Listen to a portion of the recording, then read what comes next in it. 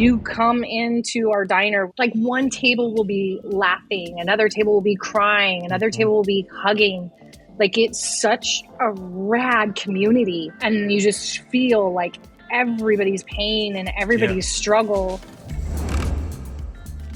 All right, welcome to another episode of the Culinary 360 podcast. I'm Chef Robert.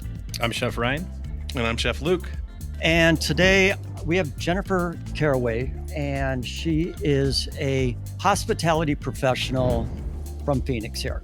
Grew up in hospitality, went to school for hospitality. She's opened kitchens.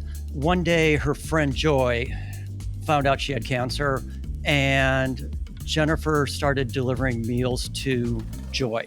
And that grew from there to delivering meals to more people and becoming a charity, which evolved into also a restaurant with the kitchen. I mean, it's an amazing story of creating the Joy Bus and how it's grown from a small location into another larger location. And it's taking care of a lot of people who really need help during a really difficult part of their time. So let's hear this whole amazing story from Jennifer. This is awesome. Thank you, Jennifer. Really appreciate you being a part of our podcast here. Yeah, no, thank you. Super stoked to be here. I feel a little nervous with you. You're kind of you're a celebrity here in Phoenix, and I just met you, and I'm a little nervous. Oh my goodness, you need to raise your standards a little bit. Raise the bar. It's got to be like a bottle of whiskey right in front of you, right? Yeah, just go take a shot real quick. You can take a shot real quick, Robert. It's fine. We'll wait. Well, we kind of like to find out or let our listeners and viewers know why you're a badass, but how you got here. And so you have a culinary background that we'd love to have you share with the listeners. And then we can take that to really learning about this amazing thing called the Joy Bus. I'm honored that you think I'm somebody. Nobody else thinks that. So thanks. That's pretty rad. I started in this industry. Well, I guess you could go way back. Like I grew up here in Arizona. We didn't have much food. So like being creative with what we did have, like I could do mad things with a package of ramen or a tortilla. It was that like out of necessity, learning how to cook. And then my first job, I was 14. I got a job at a Mexican restaurant at Valley West Mall, which is like super west side, washing dishes there. From that, I went to work the line and then managed it. And keep in mind, okay, this is in a mall at Valley West Mall. So it's not like, I was running the whole line. And for 2 weeks, I was the general manager. They gave me the keys. So let's just keep things into perspective here. But that was my first toe tip into the industry per se. And then my next job was a server, a cocktail waitress at McKenna's off of Central. They used to have like naked men dancers like on the weekend. It was like a happy hour bar for like lawyers during the hours, the happy hour hours. And then they had like a male review at night. So you just saw these women just like throwing things on the stage. It was super rad.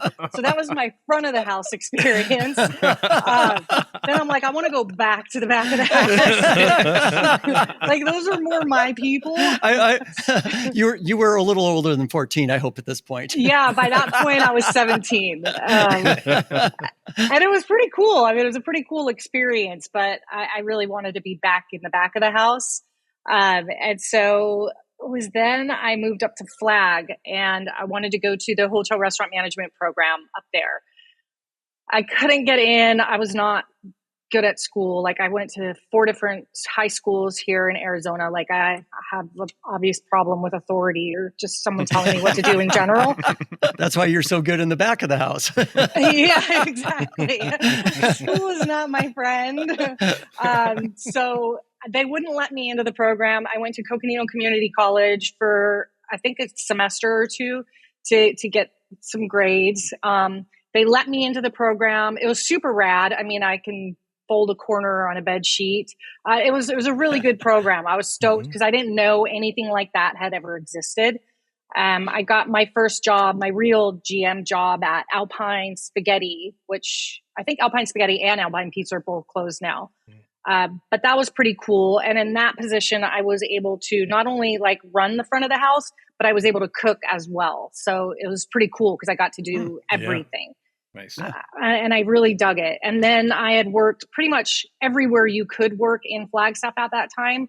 Totally dating myself. I'm really freaking old. So this was like 30 years ago or something. But there weren't as many restaurants as there were now. So it's super easy for me to burn through every place that existed up there. And so I decided to go to Portland, and then I opened my first restaurant there. Oh, okay. Wow. Cool. So kind of Nice. that I was 26 at that point. 20. Wow. No, I lied. I was 26 at my second restaurant. So I was probably 23, I think, when I opened my first one up there. Damn. That's pretty amazing. Yeah. Pretty rad. Yeah, and that one's got a super rad story too, because that one, I was actually bartending at a strip club that was next door to a Korean restaurant, and I would just go next every single day. I'm like, "Do you want to sell? Do you want to sell?" For about a year, and then finally one day she was like, "Yeah, I'll sell you," and I was like, "Sweet!" And so I basically gave her $6,000 down, got on a payment plan for I think it was the additional $20,000. And I built my first restaurant, and it was called El Grillo. Cool. Next to the strip club? Yeah, totally. And so Nice. I could serve in the strip club. Oh, So like perfect. Oh, wow. so in the beginning, like I didn't even have to really go get customers because I just had a built-in customer base. And there was a door that divided between the restaurant and the strip club. That's awesome. Jennifer, where about in Portland was this restaurant? It was right on Broadway and Burnside, so right downtown. Okay, yeah. It was super rad. Like, I loved it. Powell's bookstore basically, like, supplied us all of our customers. I had it for about 10 months, and then I decided to go to Puerto Vallarta, Mexico, and open another one there. And Cool. I opened that one while I had that one, and eventually flipped the Portland one and moved to Jalisco, to Puerto Vallarta. Wow. Rad. Nice. That's really cool. Wow. Same name? The restaurant that was in Puerto Vallarta, was that the same name? Yep, it was El Grillo, which means little cricket. Yeah. Nice. I mean, I can just keep talking. You want me to just keep going? Just keep going. Yeah. Okay. We're enjoying this. All right. So I ended up moving to Jalisco. I sold that restaurant once I got back there, and then I moved to Tijuana, and I worked in a maquiladora over there, which is like a machine shop, like a production facility, just to take a break from restaurants for a little bit. I had 2 little kids, and I just needed like something stable for a minute. And so I did that for a bit, saved all my money, and then my kids and I moved to Spain. And the idea was to open a restaurant in Spain. And I honestly, like, naive, there's been a lot of naive things throughout my career. But so everything I had saved up to go open a restaurant in Spain, I kind of just burned through by living there. So then I had to come back, and I came back to Arizona, and I opened a restaurant in Scottsdale called Brio. I had a friend who was a chef, so I opened an Italian restaurant with him as the chef, and he was super like old school, like chef, like throwing shit at everyone, like you have to duck like every time because there'll just be flying pans all over the place. But that was pretty cool. That went under. And then at this point, my kids were already like an age to where they were in soccer and ballet. And I really wanted to be outside of the restaurant to not like miss what little childhood they had left. So I stepped out, and I got a job working for European Imports. They got bought out by Cisco, unfortunately, but they were amazing. Like it was super high-end cheeses and prosciuttos and everything from Europe we would bring in. And then, so I still got to be in restaurants, but I wasn't chained to a restaurant. And so I did that for about 7 years, which is the longest job I had ever had at this point. Like I think I mentioned previously, I'm not good with authority. People telling me what to jobs. do or keeping jobs. But this one, my boss was in Chicago. So there you go. it was very difficult for them to be like on top of me all the time. So I kept that for about 7 years. And while I had that, that is when I built the Joy Bus. It really just evolved because my friend Joy became sick with ovarian cancer. And I started making food and bringing it to her just to show her that I loved her.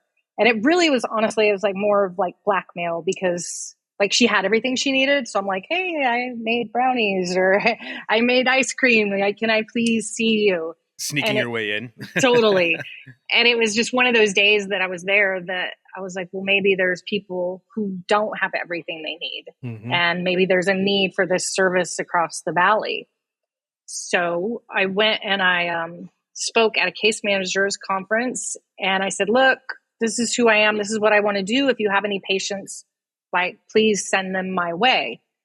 And so immediately I got 2. And keep in mind, like, I'm a single mom. I have 2 little kids. I'm working not only at European Imports, but then I'm doing like banquets at night at the Biltmore. So I got my first 2 patients and then I'm like, okay, so I'll go to the farmer's market and try to find a farmer that will give me all the produce that I need to create these meals. Mm-hmm. And I do credit like not growing up with a bunch to being able to do a lot with a little bit. Being resourceful. So it's rad because you like don't realize in those moments in your life going through that like, oh, this is like for a reason. You're like, this sucks. And then you're like, oh, okay, yeah, that's why that happened and that and that. And now I have the skills to do this. Right. So I started going to all the farmers markets, trying to find a farmer that was willing to donate. And this was like super bummed me out because everybody was like, no. I'm like, dude, like seriously, like I will come to the market on Sunday after you close and just take what you don't use so I can create these meals. Mm-hmm. Yeah. And I was shocked. Like nobody wanted to hook it up at all. And then finally, farmer Frank Martin from Crooked Sky Farms, I met him at Roadrunner Market down the street. And he was like, yeah, totally. Like whatever you need, as much as you need. Like such a nice man. Wow. And to this day, Awesome. like he still donates all the produce to not only our program, but to our restaurant. Oh, that's awesome. Wow. Yeah. Good That's- dude. Good dude. Yeah. So then I just started making the meals. I started making them in my kitchen and then we grew out of my kitchen, but it was cool because I'd never cooked like that, like with the seasons, because I could go to the store, go to whatever, buy food. And I was forced to like, okay, well, here's kohlrabi. I'm like, like never even seen kohlrabi in my life. Okay, cool. So, so it was cool. It was really cool for me to like get all this rad produce and try to figure out how to do cool shit with it. Yeah. So that was very cool. Outgrew my kitchen. Nice. And there's a gluten-free bakery right down the street. And they allowed me to like come into their kitchen. So I would meet volunteers. At this point, I had volunteers because I had grown. Like I had people in Buckeye, I had people in Mesa. But yeah, so it just grew like that. Like I started getting volunteers and people who wanted to be a part of it. More people who wanted to donate. One of my favorites is probably Robert McGrath. I did an episode of Chick, Please, like back then. And he was the host at that point. And I told him, I'm like, hey, this is what I'm doing. Like, if you know anyone wants to help. And he had a couple restaurants still at that time. And he's like, yeah, like come to my restaurant every week and I'll just load milk crates with whatever I have laying around in the walk-in that you can use. Cool. Super rad, man. Super rad. Because like I had nothing. And he was so kind to me and so kind to the organization. And then he got inducted into the Culinary Hall of Fame and he was able to make a $500 donation. And so he chose us, which was huge because I think we had like $7 in our account at that point. Wow. Yeah. Super nice man. I mean, there's obviously been a lot of nice people over the years, otherwise we wouldn't be here. Yeah, sure. So then Phoenix Magazine came in and they're like, we want to do an article on you. I'm like, okay, rad. That's cool. But the thing is, I was still working all these jobs and my European imports job, they had no idea what I was doing. I literally was like, I have meetings on Wednesday because that's when I would go to the farm. I'm like, and I have all of these meetings on Friday. That's when I would deliver all the meals. Uh-huh. So I was like, crap, they're going to see this spread in Phoenix Magazine and I'm totally going to get fired. Again, to your point. I guess you can say you kind of threw yourself under the bus. Oh.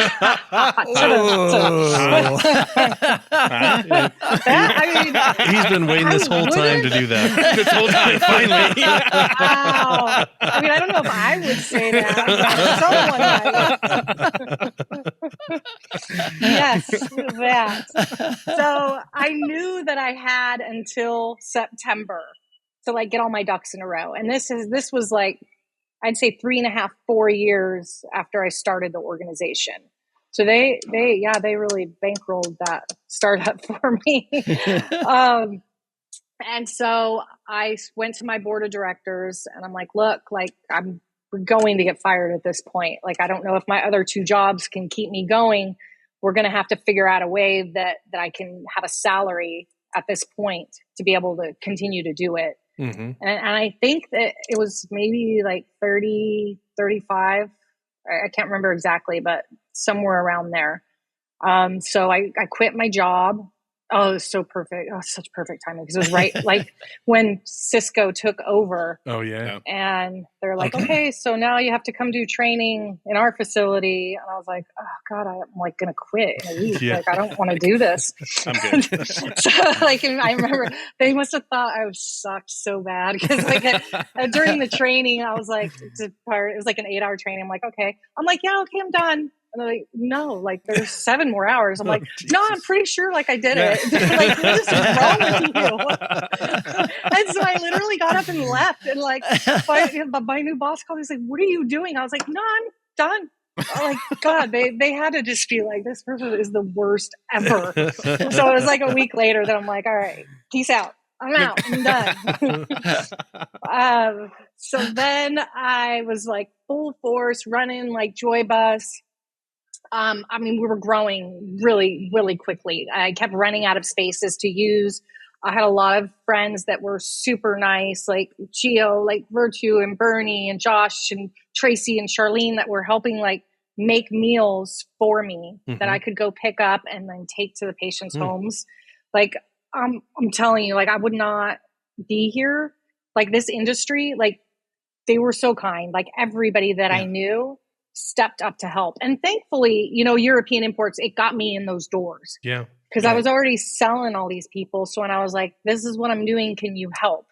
And everybody stepped up. Like, we have the most generous industry. And it sucks that everybody goes to them and says, hey, can you help for this event and help for that? Because we don't make any money. Right. All the fundraisers and everything. Yeah. Oh, yeah. Yep. Right. It's like, it's not fair, but I'm very grateful that our program got to be the recipient of their kindness. Right. Yeah. So then it came to the point where I really just needed a kitchen. So I proposed to the board that we were going to incur the cost of a commercial kitchen regardless.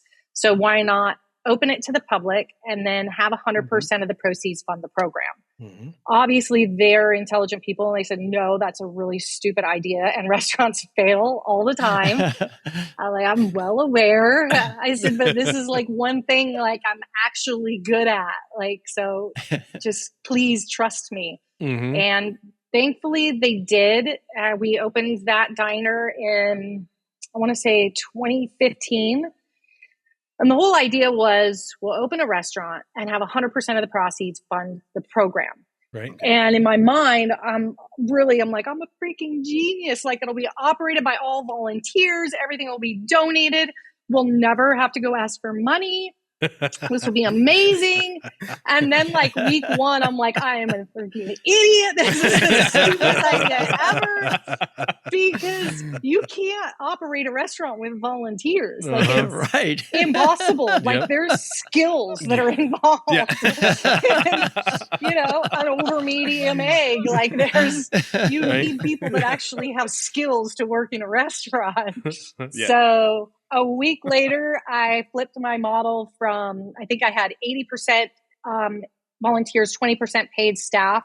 And I flipped it to what we are still about now is like 60% paid staff and 40% volunteer, which works really well for us now. So that didn't work at all.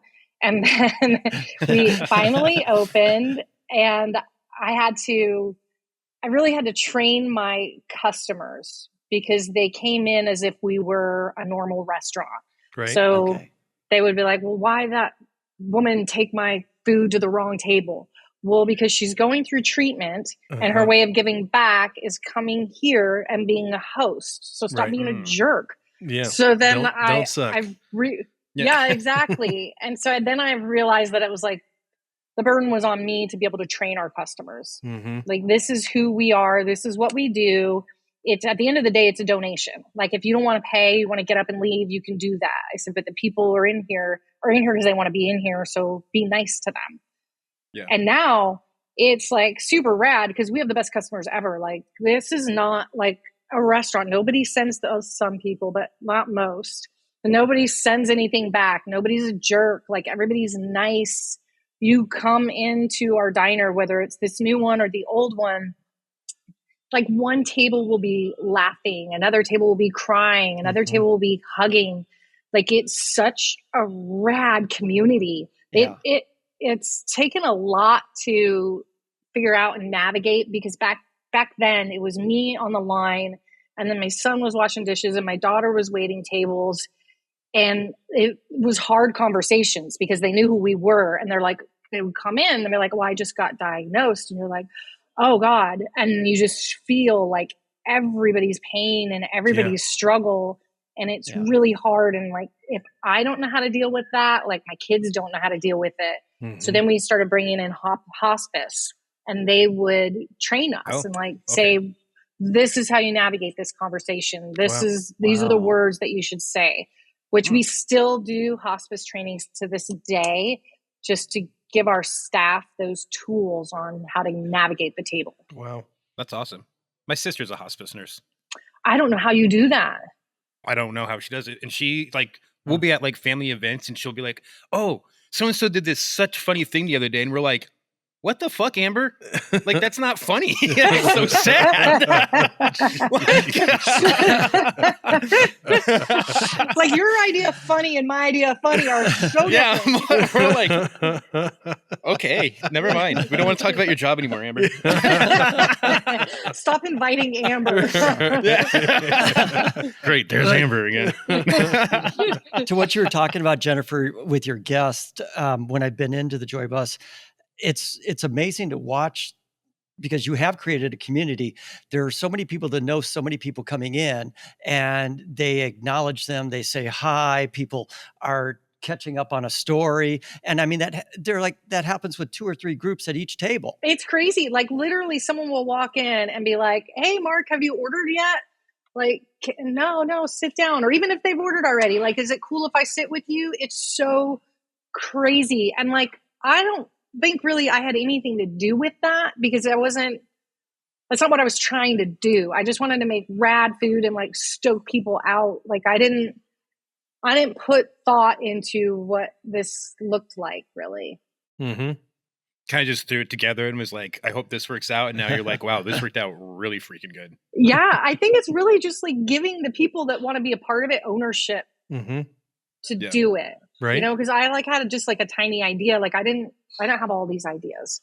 These are like people that I have a big motto in life, like, surround yourself with people smarter than you. Because like, if you're the smartest one in your room, like, it's a little dangerous. That's why I hang out with Luke. Oh, jeez. But you facilitated it, Jennifer. I mean, you created an environment where it was okay for them to do that, right? It was okay. And, you know, the people that already had it in their mind that they wanted to be a part of it, or that they wanted to be able to support something. I mean, you created the door for them to walk through, which that's amazing. That's so amazing. Yeah. I don't know. I think you're giving me too much credit. Like, I lost in the beginning a lot of volunteers. Like, they would come in and I'm like, okay, cool. Like, there's the dish pit. Like, okay, roll silverware for 3 hours. I never asked them why they were coming through the door. Like, and I've learned a lot throughout the years. Like, I'm not paying them. Right. I'm not paying them cash. I'm not supporting their family, but there is a currency that I need to be paying with. And I never put that together. I'm like, okay, Isaac, yeah, like I pay him. He's able to put food on his table. Like Becky walking through the door, like she has a currency and it's my job to figure out what it was. And it took me a lot of losing volunteers to be like, oh, hey, Becky, like, what's up? Like, what brought you here? Oh, my son was diagnosed with leukemia and XYZ. And you're like, oh, God, okay. Like, I'm so sorry. Like, oh, happy birthday. Like, we started pivoting how we treated our volunteers. And it's not like we were treating them bad. We just weren't figuring out why they came through the door. And now, like, we put a lot of effort into them, as we should. But we have close to 300 volunteers at this point, and they're very, very dedicated to our mission. Wow. And again, it was that screwing up so bad that you're like, okay, I need to figure out how to be better. Definitely. So do you run your restaurant kind of with normal restaurant hours, or you open certain days and take days off? Because you're probably still doing meals a lot, right? Inside of there? Yeah. And so COVID, we were open. Pre-COVID, we were open all the time. And then post-COVID, when it was pretty much just me, I cut everything way back. And so we're only open to the public Thursday through Sunday. Okay. Now, we've stayed that way because our meal program doubled over COVID. And we just, it was really hard to keep up. And I find with the way that I have it set up now, we're open 7 to 2, Thursday through Sunday. And then we're here Tuesday, Wednesday, Thursday, doing all the prep for the meals. Okay. So with the restaurant hours like that, then I'm able to operate with one shift. And I'm guessing volunteers help deliver the meals as well? It's 100% delivered by volunteers. Okay. So it's super cool. Like if you come in here like on a Wednesday at 10 a.m. or a Thursday at 10 a.m. when we're open, it's so rad. Like this whole place is filled and like everybody knows everybody. Oh my God. One of my volunteers hooked up with one of my other volunteers a couple of weeks ago. And it was so cool. It's the love bus now. Right? The love bus. It was so cool. Like, I was like, this is rad. But it's like everybody knows everybody. It's super cool. Now, once we transition, because this is our new location. So we launched a $5.2 million capital campaign about 4 years ago. And so we acquired this building and we started to build it out. So if you see in here, like there's not many more, is that English? Many more? I don't know. Those are English words. Much more. I don't know. There's about the same amount of tables. Let's just say that. As there is in the old location. What is bigger here is the kitchen. So we went from like an 800 square foot kitchen. I think our kitchen now has about 4,400 square feet. Wow. So the goal was to launch the capital campaign and then build this out and then be able to expand the program across the valley. So right now we're only going within 15 miles of this location because it's a hot meal. It's delivered within an hour of when it's made. There's no way to scale that. Like I'm sure you guys have done caterings and too. Like it's really very hard to scale to 2,500 hot meals. Yeah. Right. So we're pivoting a little bit. We're doing a lot of R&D right now. We're going to serve a week's worth of food to each client rather than that one hot meal each week. There you go. That will be a mixture between refrigerated and frozen. Mm-hmm. Cool. Yeah. So that way we'll be able to go across the valley. And so right now, those current volunteers, the person that they're delivering to every week, they're still going to deliver to them every week, but they're going to bring them a week's worth of food. That's amazing. And then outside of that delivery zone, we'll have a paid driver that'll go to like a community hub. And from there, we'll have volunteers who will go Distribute into it out. the client's home. Okay. Yeah. So what is packaging? What do you use for packaging? How does that work? It's gotta be tricky. Yeah, it is. We're doing a bunch of stuff right now. We got one of those Oliver speed sealers. Yeah. Okay. And yeah, nice. we're doing a bunch of R&D on foods right now. So like if we put the zucchini in there raw, like what happens when you reheat it? If this rice is cooked at 50%, what happens versus 75%? But it's pretty cool because we're learning a lot and we're able to just seal it and then freeze it or refrigerate it and then figure out what those reheating instructions are. Mm-hmm. But this way we'll be able to, I mean, the idea too is to go out to the res and go to the community centers there. Like we'll be able to have a much wider reach without losing that personal touch. Cool. That's awesome. Yeah. So the campaign was 5.1 million. We made 2.2.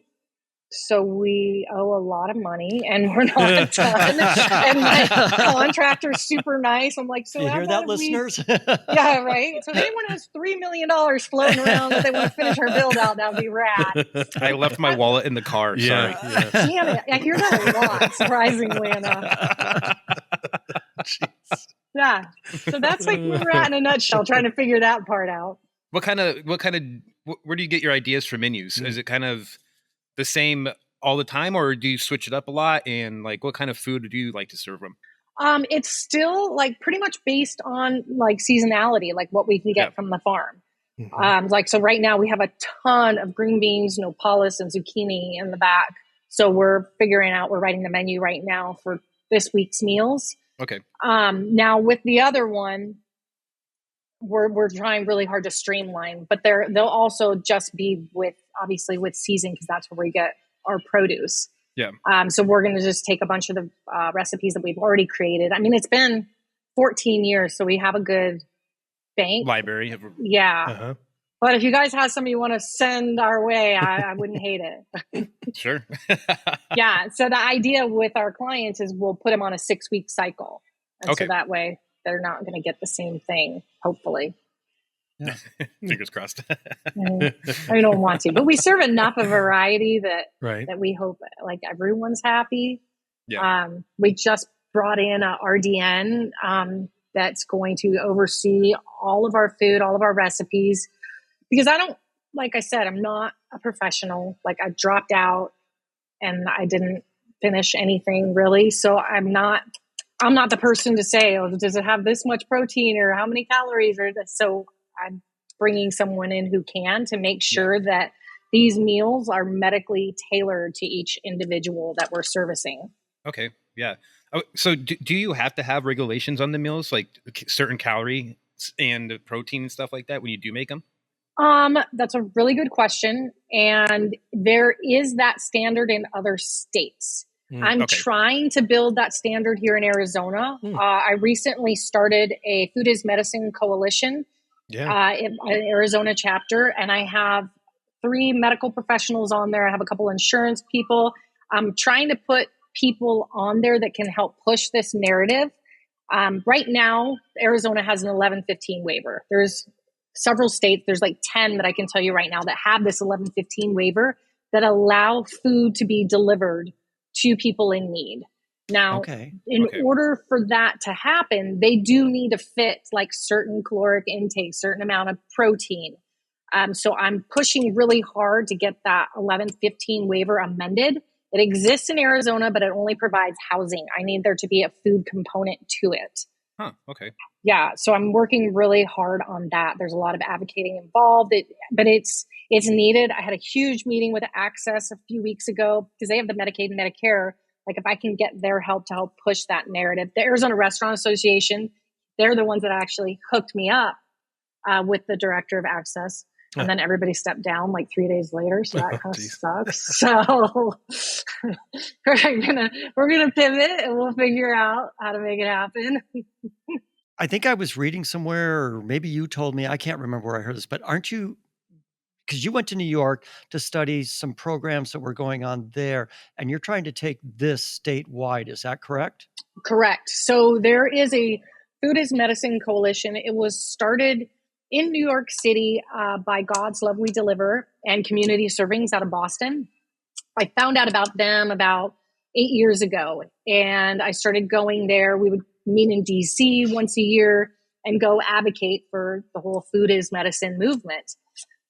So I've seen it. I know how realistic it is, and I've seen it grow throughout the past 8 years. We're now part of their accelerator program. We graduate June 26th. So for the past year, we've been aggressively mentored.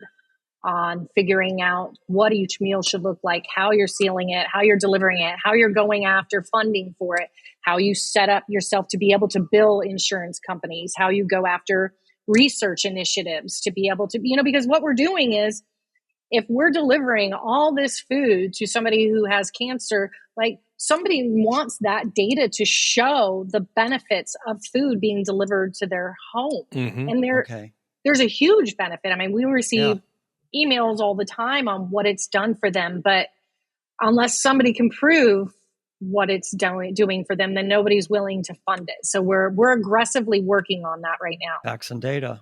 People pretty much just want the proof. Exactly. Exactly. And I mean, like you're in this industry, you're chefs, you understand the value of food, but not everybody understands that value. Right. So we're trying to shove it down their throat and make them understand that value. Eat this food. I meant the outside people, not our clients. Yeah, you just have to let them know. I mean, because it's happening in other states, and it's going to happen here. It's just taking some work. Right. Where does the Volkswagen Joy Bus? Tell us more about that, because that's a pretty unique little thing. It's on the front of your website. It's in your building. Yeah. Isn't that rad? Can you see it? Oh, cool. So cool. Yeah, isn't that great? And there's actually a table and bench seats in there, so you can actually eat your meal in there. Yeah. That's awesome. Yeah. So I called it the Joy Bus because my friend's name was Joy. Right. When I was a kid here in Phoenix, the Joy Bus used to come on Sundays and like take everyone to Sunday school. So I was like, oh, that's a cool, like, play on words, like joy. And like, we're trying to bring like goodness to these people's homes. And then, God, everyone always would be like, so do you have a bus? Do you have a bus? I'm like, dude, I don't have money. No, I don't have a bus. And then Mike Rowe's team reached out to us a few years ago. And like the Dirty Jobs guy? Yeah. Okay. Oh my God. And I fanned out so hard because I'm like, that dude is so cool. That's like a man. Like, that's like a real man. Like, he can do stuff. And so yeah, it was pretty cool because they like, they went and visited a couple of our clients, like a couple of our vendors. And then at the end of the episode, he gifted us with this huge van, like this cool, like, and KG Classics, like, I don't know if you know them, but they totally, like, in a week, like, turned this from, like, somebody's backyard rust project to, like, this beautiful, it's so pretty. I mean, it didn't really run, but, like, it looked really nice. Yeah. And then it lived in my backyard for a bit. And when we were building this, I just thought it would be cool to, like, have it in here. Mm-hmm. We put the table and chairs in it, and KG Classics did that, too. And now we have an open table reservation site where people can donate 4 patient meals and they can reserve the bus to eat in. Wow. That's nice. That's pretty sweet. We've had a few already. I mean, we've only been open here, I want to say, a month. Oh, wow. So now the real work starts. Yeah. Now we got to figure out what we're doing. Right. Where's that other $3 million coming from, right? My email address is Jennifer at the Joy Bus. Venmo is. You're like bank account number, cell phone. What else do you guys want? Please help. I think of this retrospectively. I'm like, why did I start a nonprofit? Like, I should have started a for-profit business and then just donated to whoever I wanted to. Because it's really hard. Like, obviously, I mean, the restaurant industry already is difficult. There's like very tiny margins, but we're just giving everything away. So it's just so difficult. You never know from one month to the next. There's an example, like a few weeks ago, it was a payroll week. And I think we had like negative $4,000 in our account. I'm like, crap. Okay. Well, like you have grants out, but you don't know if they're ever going to come in. Right. And then by Thursday, like, and our payroll hits Thursday evening, we had 120,000. And you're like, okay, cool. Like, you can breathe. But then next week, it's like the same thing because you can't count on whether or not a grant will come through. Yeah. And I really thought I was so smart when I'm like, I'll have a restaurant and then all the proceeds go to the program. Well, that's rad, but it also adds all this additional overhead. Mm-hmm, and, and then you're running a restaurant on top of everything else. So, but look at this community that we have. That's super Mm-hmm. cool. I couldn't have paid for that. Like it's a lot of work. Right. I bet. On average, how many meals are you distributing every week? Right now, we're a little upwards of 250. Within the next 6 months, we'll be at 2,500. Dang, that's so much food. Yeah, Wow. right? That Yeah. is substantial growth. Goodness.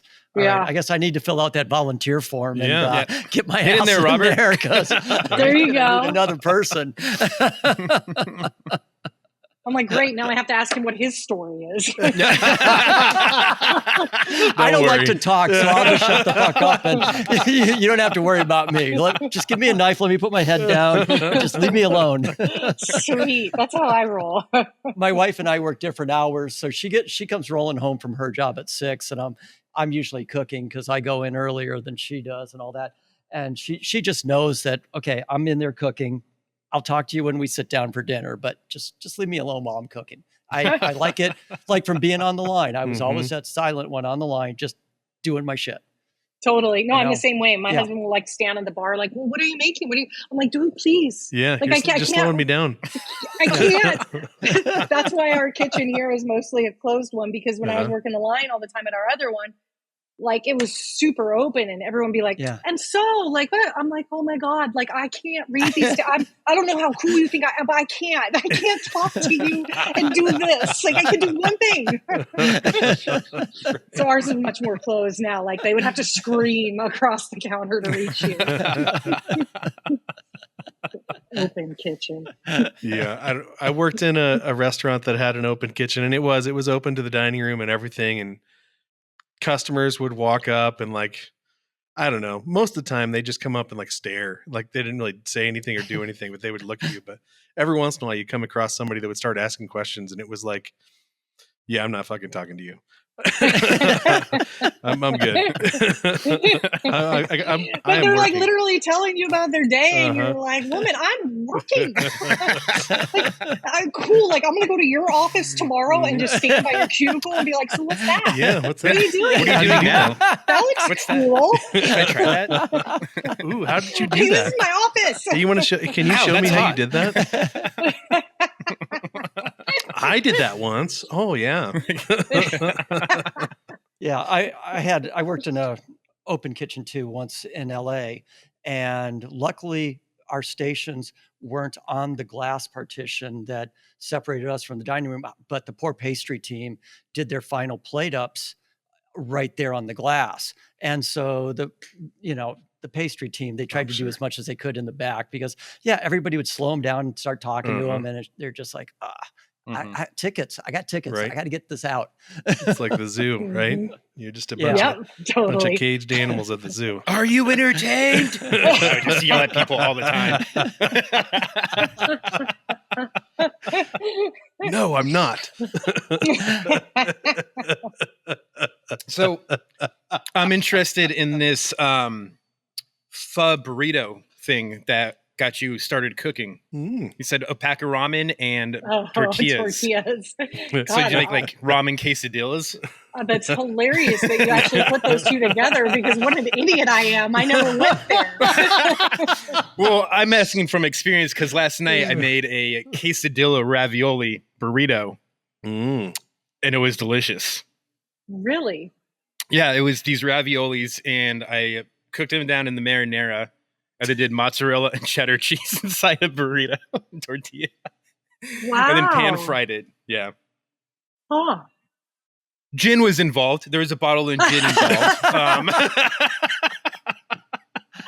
Now it's all making sense. Wow.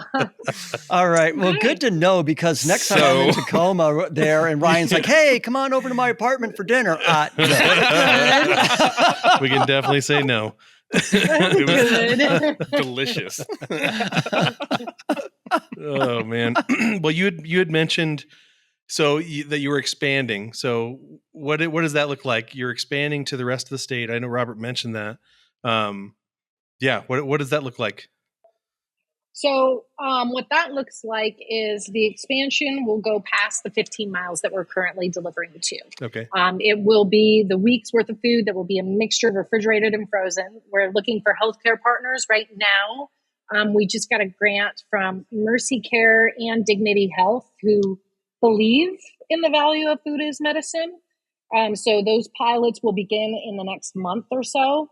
And then we'll start going out to their members across the valley, and then we'll go up north, we'll go down south, and figure out how we can serve all the areas that may be going through cancer, but not necessarily need to be food insecure, but need the nutritious, medically tailored meal delivered to their door. Right. That's going to be awesome. Yeah, and we'll also do a medically tailored grocery program as well. So for people who need the extra support, and that will be along the lines of like who may have food insecurities that need those medically tailored groceries delivered to them. I'm super stoked because we met with St. Mary's Food Bank last week, and we meet with Desert Foothills Food Bank Thursday, and see how we can help them as well and how we can collaborate, because they're in the food bank world. They get whatever people bring, and it might not be the best thing to serve somebody who's going through treatment. Right. So right. I think if we can collaborate with them and maybe help the people that are coming to the food bank that need that specific medically tailored meal or medically tailored grocery program, then we can help offer that. Uh-huh. Trying. That's amazing. Yeah. That's amazing. No, yeah. That's super cool. As soon as it was mentioned that, you were thinking about expanding, in my mind, I'm like, oh my gosh, I wonder what there is available in my neighborhood, like in my area, like what I'm sure there's maybe something, but maybe not. I don't really know. So I'm curious, is there like a network? You mentioned that, there was the group in New York and the group in Boston that you meet up with every once in a while. But is there a network of these or similar like-minded programs and, little nonprofits across the country? Yeah. And you can go to their website. It's the Food is Medicine Coalition. And you can see where these people live throughout the country, like organizations like ours. And I've been fortunate enough that I've toured quite a few of them. So like there's Mama's Kitchen in San Diego or Cirrus in Northern California. And everybody does something a little bit different. But they all follow those guidelines of this is how you should be feeding someone going through or cancer treatment or has renal failure. Like there's all of these standards as far as what you should be preparing to deliver these people that need the food. And so, it's been, like I said, close to 8 years of homework for someone who hates homework in school, but this is something I'm like super like I believe in this and I want to learn as much as possible. And they've been kind enough, this network of people in the Food is Medicine Coalition, to open their doors, from Atlanta to Northern California to Minnesota. Like everywhere that I've been, they've been like, here it is. This is how we package our foods. This is how we go after donors. That sounds aggressive. This is how we politely ask our donors. But like from, start to finish, I've had the good fortune to be able to find these people, and they're kind enough to share what's worked for them. But you can go to that website, and if you have someone that needs help in Atlanta, you can go there and you'll show you the services that are available in Atlanta. Okay. Cool. All right. So Chopped, and you didn't even bring knives, right? Didn't I hear that in a podcast? Yeah. I don't know, but I didn't want to do it at all. Like I never watched the show. I'm a really bad loser. Like I hate losing, like with a passion, like bad. And so I didn't want to put myself in a position where I could potentially lose. And so when they called here, they're like, oh, this is producer Chop. I'm like, yeah, whatever. Like, sure you are. And then they called back, and then I went home and told my daughter, and she's like, Mom, please, like, I love that show. And she's like, and it's not about you, it's about the Joy Bus. I'm like, dude, story of my life. Like, I know. And so I was like, all right, fine. And I don't consider myself like a real chef. Like I told you, I dropped out. Like I've always worked in restaurants, but like I'm not classically physically trained. Like I'm not at that level. And so I was like very, very nervous to walk in. And of course they put me at the end and I get to walk by everybody's knives all pretty set out. I'm like, shit, like I have nothing. I have one. So I guess that was fine. But I mean, it worked out great. I love the results. The money I took and I put it to the foundation, which thank God, because we had nothing at that time. I'm glad I did it for that reason. And it brought attention to the mission, but I don't ever want to do anything like that ever again, ever. Like never. Like I really hate losing. Like I can't even tell you, like the Athena thing a couple of years ago, like I really thought I was going to lose. My whole family was going to go.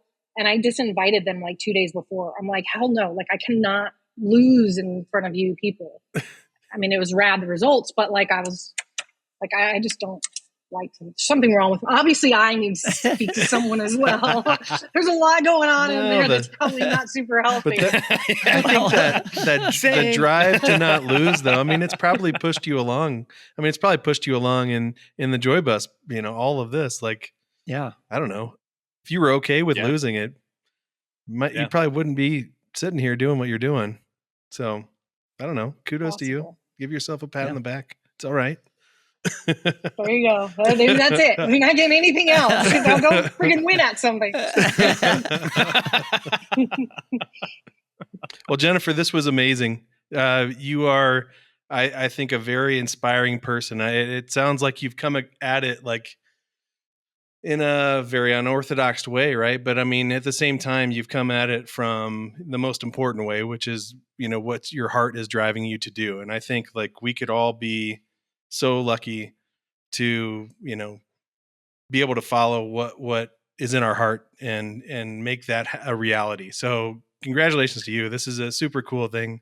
Doing the research like before this episode, I can't tell you. I mean, it's just like, it was like one thing after another. Like this is amazing. Like this whole program is amazing. Like how do we figure out how to get the word out about this? How do we get this like across the country? Like all these things have just kept popping into my head. So it was a pleasure to meet you and to get to talk to you and learn about you. So thank you very much. Yeah, definitely. Thank you for being on. And and please give us how people can get a hold of you or get a hold of the Joy Bus organization if they feel inspired.